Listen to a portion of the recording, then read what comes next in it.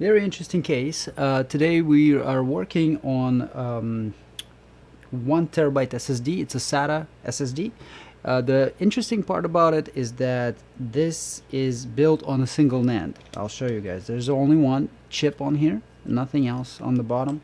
So an entire terabyte inside of this one component. It's pretty scary, to say the least.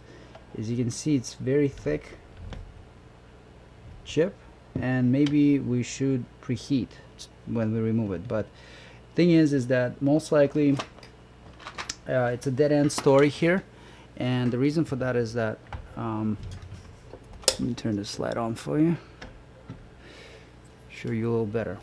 So there was a component right here that was blown out. We've removed it to check if the short is going to be gone, and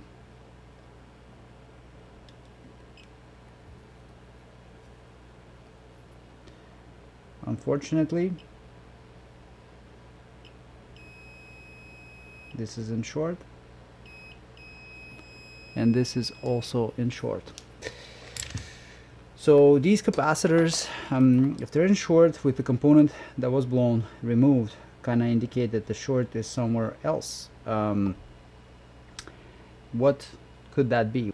Watch the reflection move on the controller as soon as we inject voltage into that same line.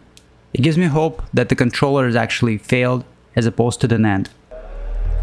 I spent over an hour looking for the footage of this NAND removal, and I couldn't find it anywhere. I guess my recording device was turned off when this was performed, and when I realized that it was too late, so I just kind of carried on with the process. So the memory chip had been removed for testing. I removed the NAND, and the capacitors that were on the board were still ringing as they are in short. Just to confirm that the memory is not the problem before purchasing a donor device, I wanted to see if we can obtain IDs from this chip. This is a standard BGA 152 chip, so any BGA 152 programmer should be able to communicate with it. Only thing to keep in mind is that due to its extremely large size, we're probably dealing with something that has 8 banks inside. If you have a shorted component somewhere on the board, the line that it's connected to is going to be short to ground. So there was a capacitor which I moved right there. It was on these two pads. You hear this? Another one was on this capacitor, and that is also in short. I have my short killer set to 1.6 volts, and if we freeze spray this thing,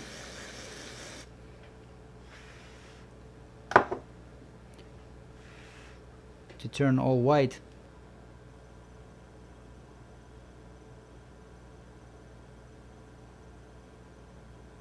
and there we go.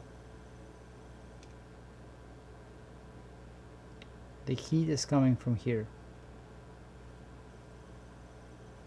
See, the controller is really starting to develop that heat. Pro tip right here is when you remove the original solder from the board, your best option would be to use leaded solder on it first.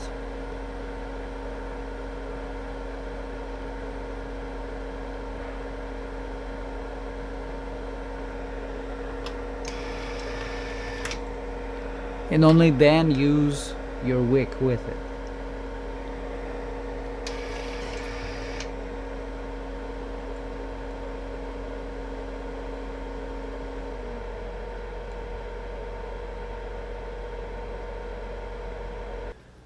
So these are the pads we're going to test right here.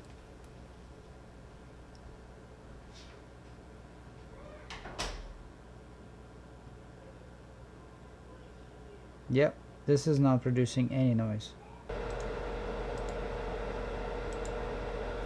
Yeah, the IDs come up, the chip is alive.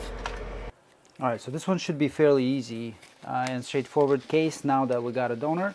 So briefing on this case. We got it from a friendly data recovery shop. It's a SP A55 SSD.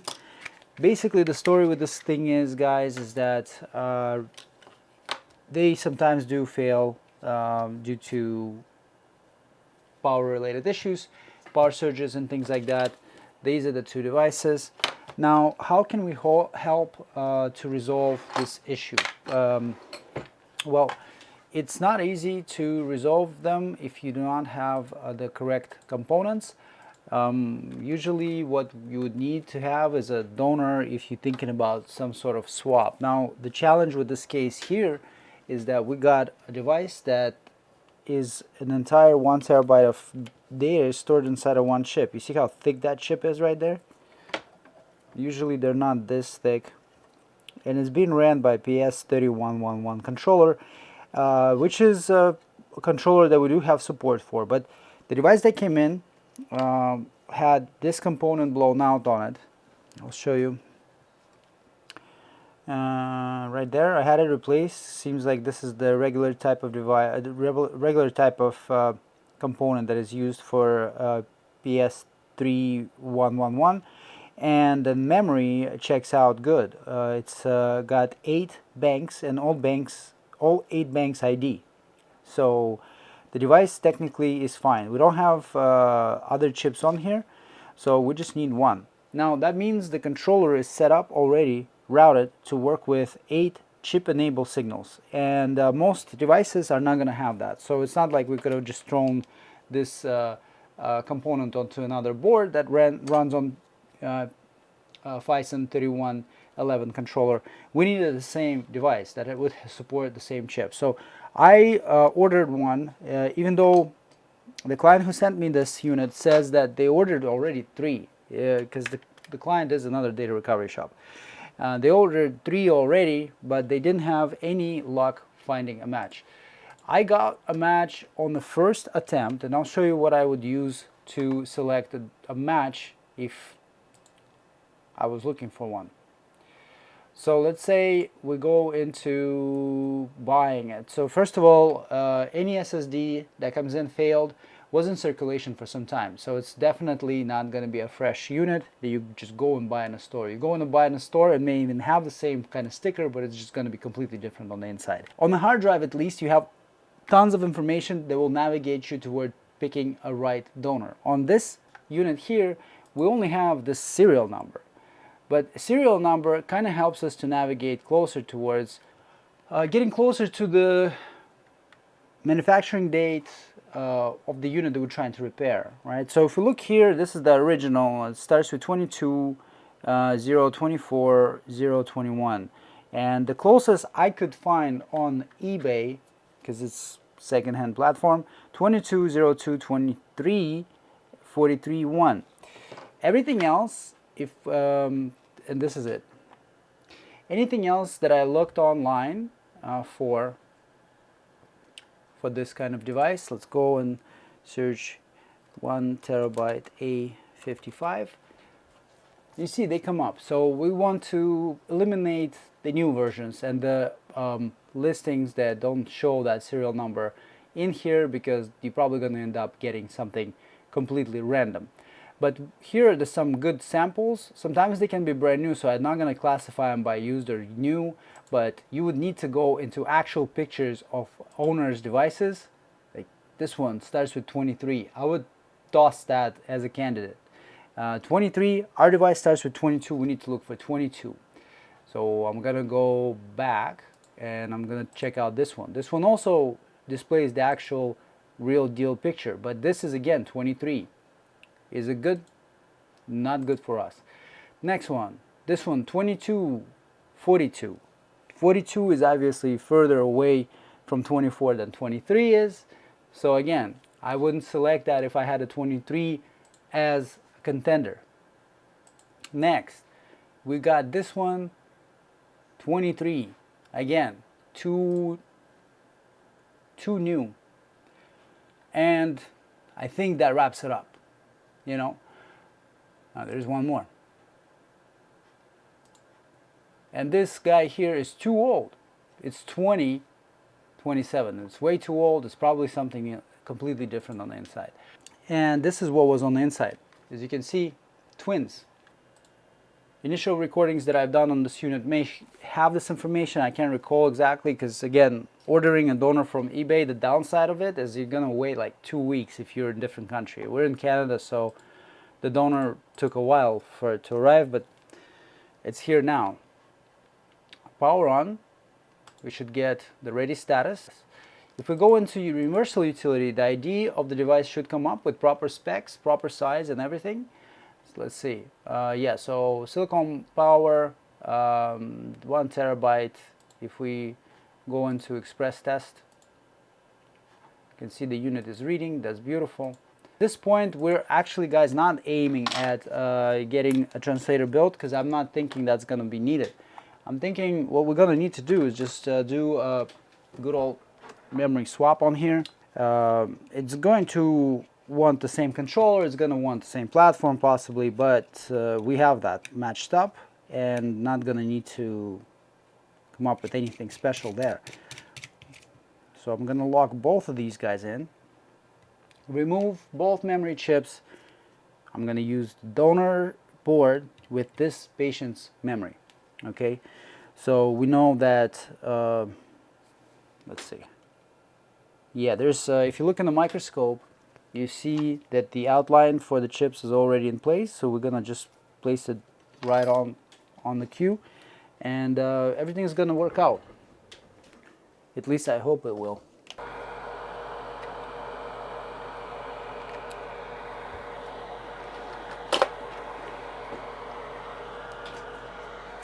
So for the heat, I'm gonna set up 390.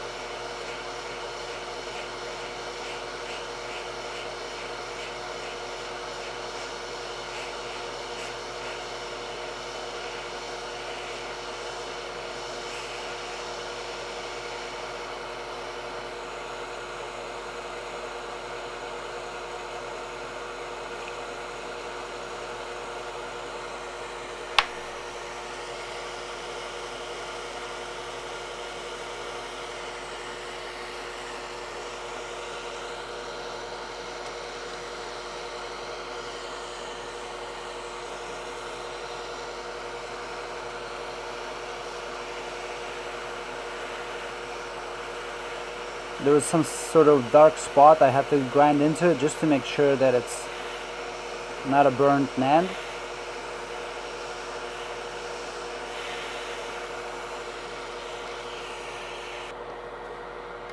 So now we're gonna fill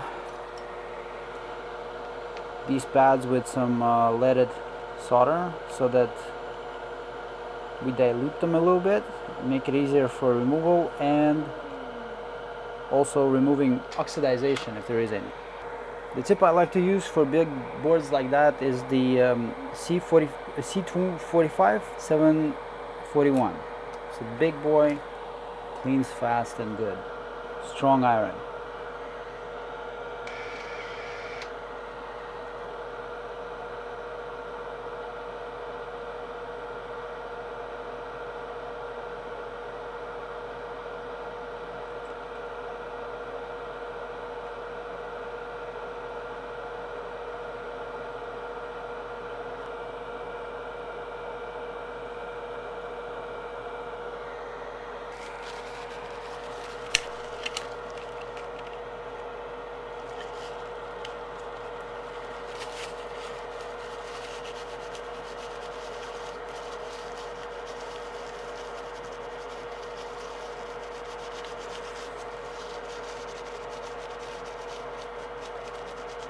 Now you know when the board has the NAND removed and it's connected to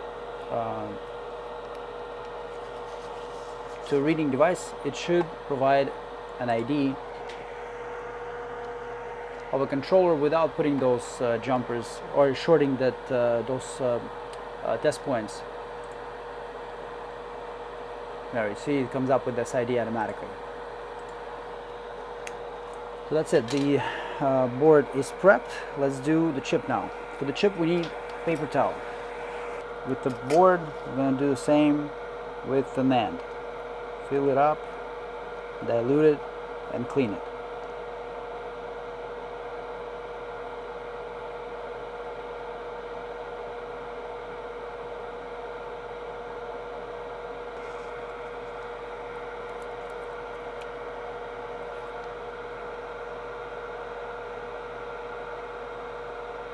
Okay, this is nice and flat now.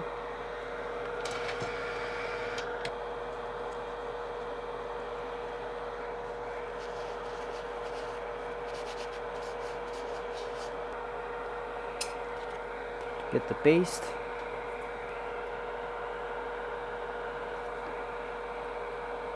Now the paste, I always dip it into a towel first just to get any extra moisture out. It helps to make it less runny. Sometimes if the paste sits too long or if it gets to the bottom of the tin, you're probably going to have some pretty easily running paste.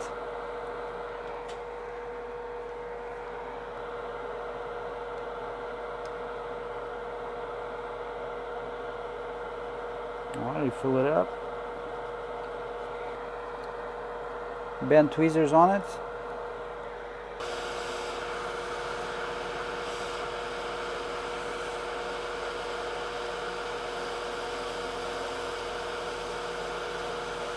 It's a thick chip, so the grounds are soaking in a lot of heat from it.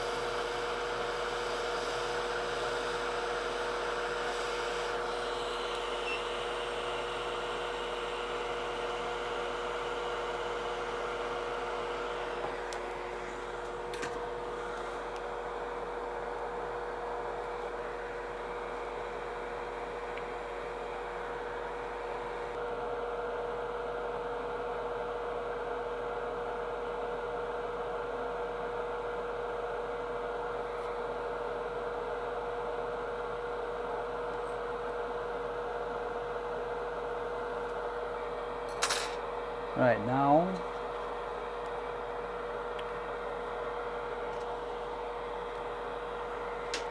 let's get it back in the jig.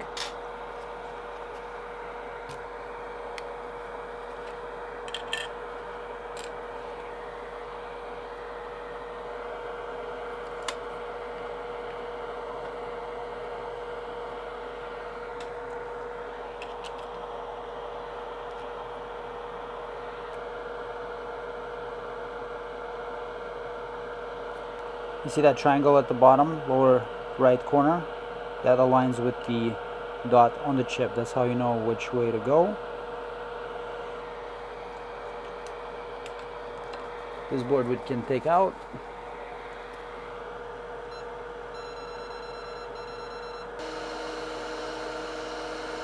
It should land much easier than it came off, because now the temperature of the solder at where it begins to melt is much lower. I use 183 mix for this.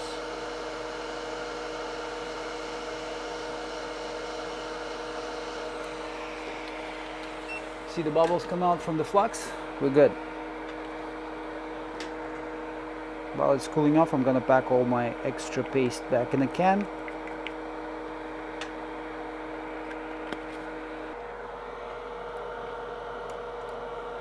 Nice profile gap in there.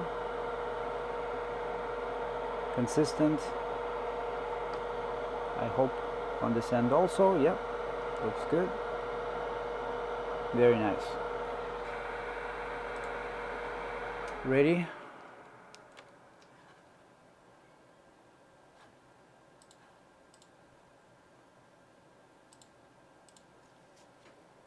I know it keeps going and getting detected as crucial, but we got the ID, guys. Here it is.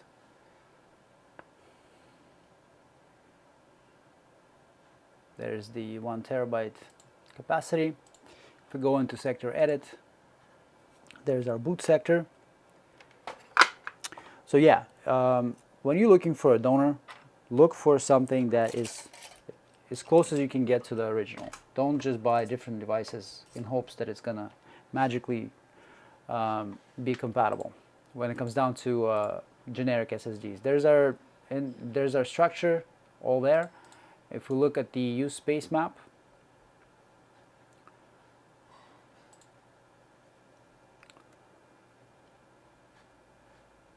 one 126 gigs. That's beautiful. I'm just gonna go after the whole use space because it makes the most sense.